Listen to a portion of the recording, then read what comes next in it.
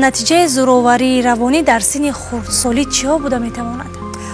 به اندیشه من در سن خردسالی همه وقت زورآوری یکم در کودک احساس از دست دادن مقام، شان و اعتبار، آبروی ارزشمندی خود را دارد.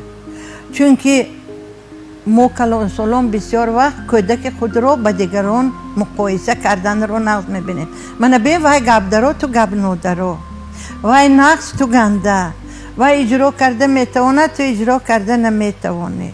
همه مانند کردن، مقایسه کردن زینه اولی زورآوری است.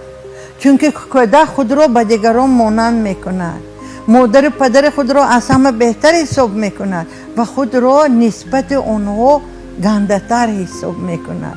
به خلاصه میگوید که او را دوست نمیدارد. بله. مشکل ترین احساسات انسان چه خرد و بزرگ است، این در اطرافیان خود را به قدر منزلت نادرکار احساس کردن. بله.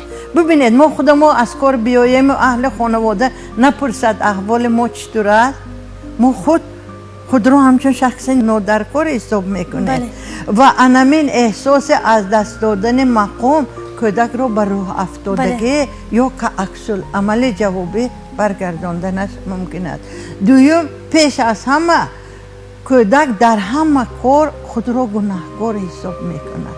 حتی عمل درست را هم اجرا کند نگاه کرده میایستد به وای چگونه بها میدهد. بله. چگونه قبول به سرش داد میزنند یا ارزشمند قبول میکنند. بله. یا بی‌تفاوت میمونند، حالا که وای منتظر است که به هر یک عمل وای آفرین، بله.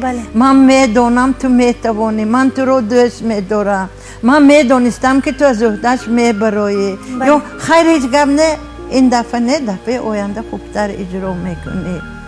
همین هم واسطه تربیت.